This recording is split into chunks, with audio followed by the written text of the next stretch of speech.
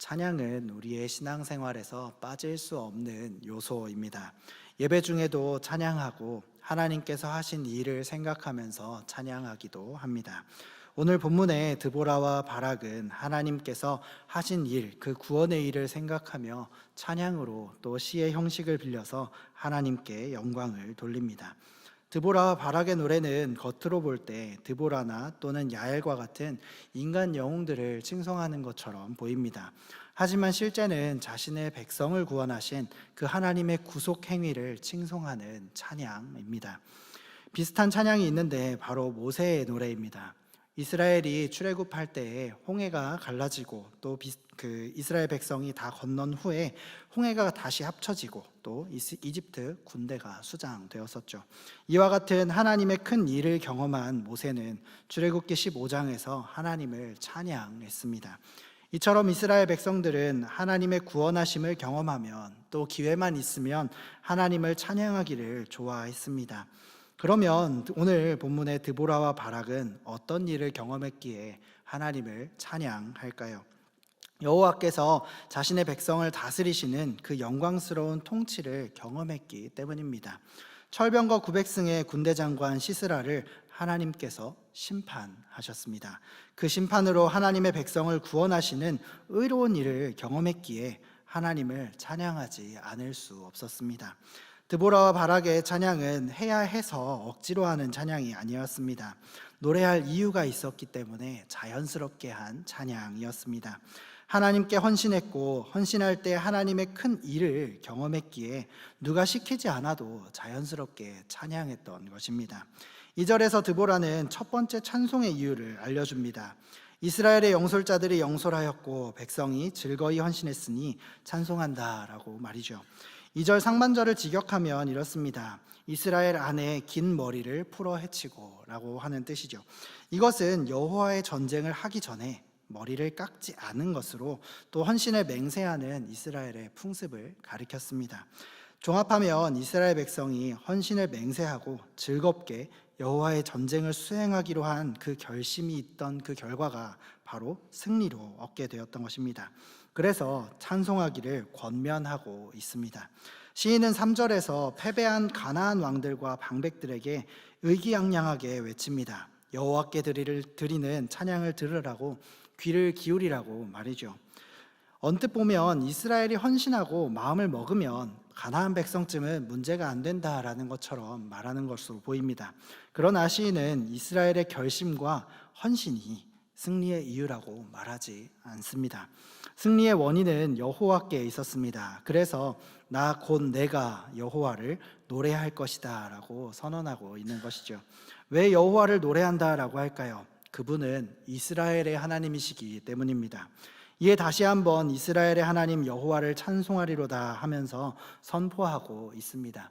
이어서 드보라는 4절과 5절에서 이스라엘 하나님이 누구신지 소개하고 찬양합니다. 드보라가 하나님을 소개하는 방법은 과거에 행하신 구원의 행동을 보여주는 것입니다. 그렇게 먼저 말하는 것입니다. 4절 하반절에 땅이 진동하고 하늘이 물을 내리고 구름도 물을 내렸다라고 하는 구절은 시내산에서 임하신 하나님을 모티브로 하고 있습니다. 그분께서 초기 가나안 정복 시에 친히 앞서 나가셔서 자연을 동원하셔서 싸우셨다라고 고백하는 것이죠. 4절에서 묘사한 자연현상은 천둥 번개와 지진을 말합니다. 동시에 온 세상의 심판자이신 여호와의 오심으로 인해서 땅과 산들이 떠는 것을 말합니다. 자연이 이렇게 떨며 두려워하는데 인간이라고 별 수 있을까요? 그런데 이렇게 능력이 충만하신 하나님께서는 혼자 일하지 않으십니다. 그 백성들과 함께 전쟁을 수행하셨습니다. 하나님께서 할 수 있는 능력이 없기 때문에 못해서 백성들을 초대하고 동원하신 것이 아닙니다. 그 기쁘신 뜻 가운데 백성들을 동역자로 삼아주신 것입니다. 하나님께 쓰임을 받는 것은 엄청난 은혜입니다. 드보라와 바락은 그 백성들과 함께 하나님께 헌신되었고 쓰임을 받았다는 것에 감사하면서 하나님께 찬양합니다. 누가 시킨 것이 아닙니다. 하나님께서 무익한 종들을 써두셨다는 것에 감사했기 때문에 찬양한 것입니다. 우리도 찬양할 이유가 있다면 자연스럽게 찬양할 것입니다.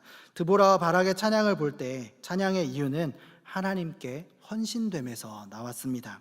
하나님께서는 헌신된 자들을 통해서 하나님의 일을 하시고 헌신한 사람들은 하나님의 일하심을 경험하면서 감사함으로 하나님께 찬양하는 것이죠. 우리에게 헌신의 자리가 허락되었습니까? 주저하지 말고 나아가기를 바랍니다. 하나님께서는 우리가 아니더라도 하나님의 일을 이루실 수 있습니다. 그럼에도 우리를 불러서 써주신다면, 우리에게 헌신을 요구하신다면 그 앞에 감사함으로 기뻐 달려가서 순종하고 헌신하는 우리가 되기를 바랍니다. 이스라엘은 처음부터 헌신한 헌신자들이 아니었습니다. 가나안 사람들이 대로를 통제하고 있었기 때문에 사람들은 대로로 다닐 수 없었습니다. 사람들이 큰 길을 베어놓고 좁은 길로만 다닐 정도로 이스라엘은 사기가 완전 바닥이었습니다. 더 큰 문제는 이스라엘을 이끌 사람이 없었다는 점입니다. 7절은 이렇게 말하는데요, 제가 세번역 성경으로 읽겠습니다. 나 드보라가 일어나기까지, 이스라엘의 어머니인 내가 일어나기까지 이스라엘에는 용사가 끊어졌다. 문제는 용사가 없는, 지도자가 없는 것에서 끝나지 않습니다. 싸우려면 무기가 있어야지요. 그런데 이스라엘은 방패와 창과 같은 좋은 무기를 가진 사람이 없었습니다. 당시 가나안 땅의 철제 무기는 가나안 사람들만 가지고 있었고 특별히 블레셋 사람들이 가지고 있었습니다. 이 문제는 사울 시대까지 이어지는데 사무엘상 13장에 보면 사울이 왕이 되던 시점에 철제 무기를 가지고 있던 사람은 딱 둘밖에 없었습니다. 사울과 요나단이었죠. 이런데 이런 군대를 데리고, 이런 상황에서 이제 군대를 데리고 시스라의 철병거 900승과 싸워야 한다라고 하면 싸울 생각이나 했을 수 있겠습니까? 몽둥이를 들고 철제 병기를 가지고 있는, 철병거를 타고 있는 사람들과 싸워야 하는 것이죠. 이스라엘이 이렇게까지 추락한 이유는 무엇일까요? 8절에 그 이유가 나옵니다. 그들이 새 신을 택하여 섬겼기 때문이다 라고 말합니다. 여호수아 시대까지만 해도 가나안 사람들은 이스라엘 군대를 당해낼 사람들이 없었습니다. 그런데 그들이 새 신을, 하나님 외에 다른 신을 선택함으로 여호와의 진노를 격발했기 때문에 추락한 것입니다. 이것은 모세를 통해서 이미 신명기 32장 15절부터 18절까지 예견되고 있습니다. 살찌고 비대하고 윤택하니 하나님을 버렸다라고 말입니다. 배가 부르고 등이 따시니까 이제 하나님을 잊어버린 것이죠. 그렇기 때문에 하나님을 잊어버린 결과로 하나님께서는 질투하셨고 진노하심으로 그 결과 징계를 내리셨습니다. 하나님의 징계로 무력하게 된 이스라엘을 하나님께서는 내버려 두시지는 않으셨습니다. 이스라엘 백성들은 하나님과 새 신을 겸하여 섬겨서 결과적으로는 하나님을 떠났습니다. 이런 이스라엘 때문에 하나님께서는 잠시 분노하셨죠. 그리고 징계하십니다. 그렇지만 그 백성의 처참한 상황 가운데 있음을 보시고 불쌍히 여기셔서 그 백성을 구원하십니다. 그리고 그 백성을 구원하시기 위해 임하셨습니다. 그 결과가 바로 드보라가 사사로 세워진 것이죠. 드보라의 등장으로 처참한 가운데 있던 이스라엘의 상황이 급반전됩니다. 드보라가 이스라엘의 어머니로서 이스라엘 백성들을 하나님께로 헌신하게 했기 때문입니다. 그 결과 하나님께서는 자기 백성을 구원하시기로 결심하셨습니다. 그 백성이 헌신하면 이제 괴롭히던 적들은 괴멸될 것입니다. 그래서 드보라는 백성의 헌신으로 하나님께서 적들을 괴멸시키실 것을 이유로, 그 두 번째 이유로 9절에서 다시 한번 찬송하라 라고 권면합니다. 하나님께서는 이스라엘에게 큰 구원을 베풀어 주셨습니다. 그 가운데 백성들의 헌신도 있었죠. 하나님께서는 백성들이 헌신하는 것으로 끝나는 게 아니라 헌신을 통해서 하나님의 구원하심을 경험하고 또 전파하게 하셨습니다. 이를 위해 그 백성들을 헌신의 자리로 부르셨습니다. 그래서 드보라는 10절과 11절에서 하나님의 큰 구원을 전하면서 찬양하는 것입니다. 우리도 하나님께 헌신할 때에 하나님께서 하시는 큰 구원의 일을 경험하게 될 것입니다. 우리 하나님께서는 어려움에 빠진 그 백성을 구원하심으로 다스리시는 왕이십니다. 그러나 현대 사회를 살아가는 우리는 이것을 머리로만 알고 그치는 경우가 있습니다. 실제 삶 가운데서 이런 경험이 없는 경우도 많아지고 있습니다.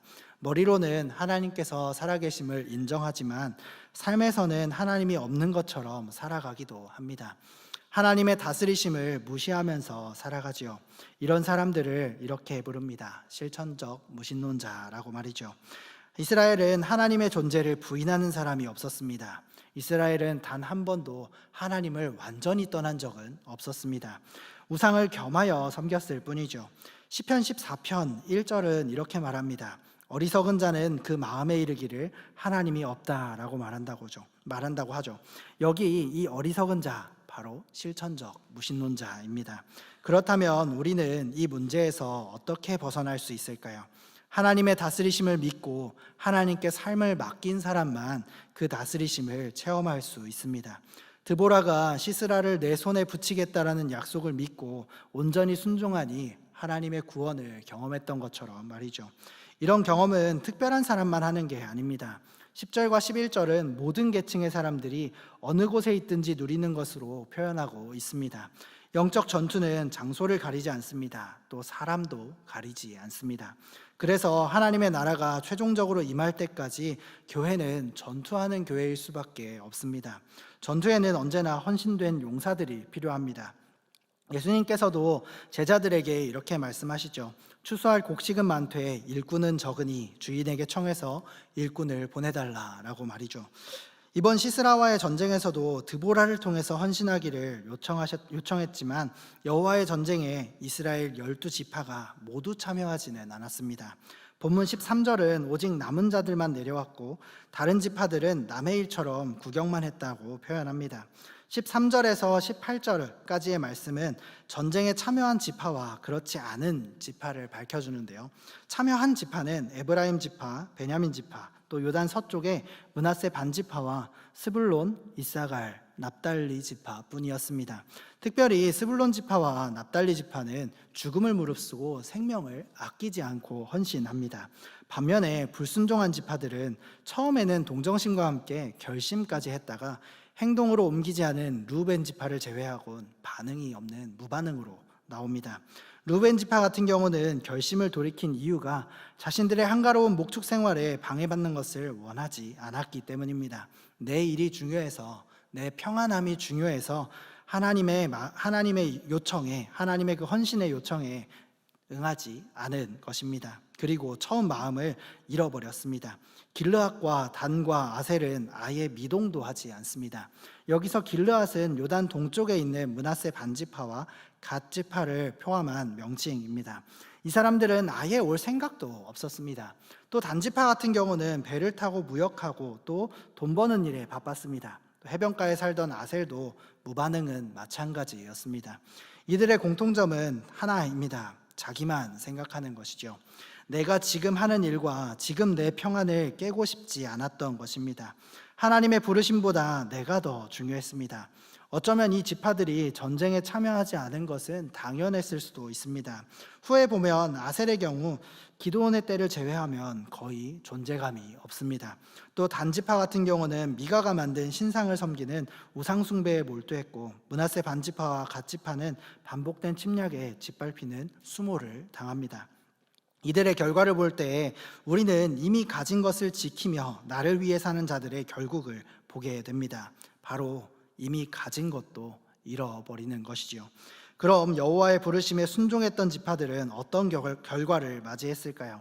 하나님께 자신을 맡기며 심지어 목숨까지도 아끼지 않고 전쟁에 참여했던 이들은 불순종한 지파와는 전혀 다른 결과를 얻게 됩니다. 12절 말씀인데요. 함께 읽겠습니다. 본문 12절 말씀입니다. 함께 읽겠습니다. 깰지어다 깰지어다 드보라여 깰지어다 깰지어다 너는 노래할지어다 내가 사로잡은 자를 끌고 갈지어다. 그 결과는 승전가입니다. 승리의 노래를 부르며 전리품을 내세우고 당당히 귀환하는 모습이 그려집니다. 이스라엘이 싸우는 전쟁은 하나님의 전쟁입니다. 여호와의 전쟁은 이미 이겨놓고 싸우는 전쟁이죠. 하나님께서는 결과가 정해진 그 싸움에 백성의 헌신을 요구하십니다. 백성의 헌신이 필요해서가 아니라 하나님의 큰 구원을 경험하게 해주시기 위해서 부르시는 것입니다.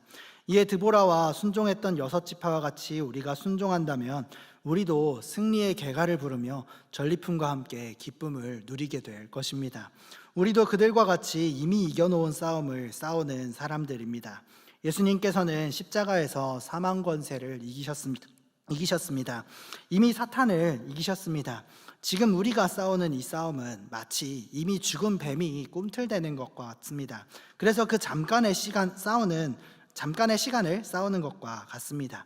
이 세상 마지막 날 주님 다시 오실 때에 우리도 드보라와 같이 기쁨의 찬양을 드리며 최후의 승리의 잔치를 누리게 될 것입니다. 말씀을 맺겠습니다. 드보라는 하나님께 억지로 또는 해야 하니까 찬양하지 않았습니다.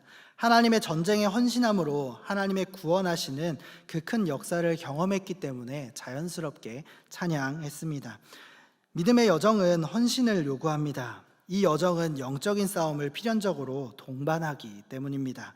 하나님께서 헌신을 요구하시는 그 순간에 뒤를 돌아보거나 나 자신을 생각함으로 불순종했던 지파들은 결국에는 가진 것도 잃었습니다.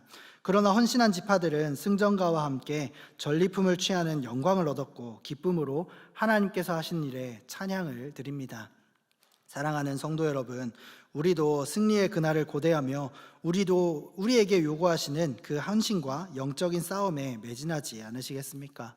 환난과 가난과 고난이 있더라도 그 무엇과도 바꿀 수 없는 그 성도의 삶을 살며 주님 앞에 찬양하는 우리가 되기를 바랍니다.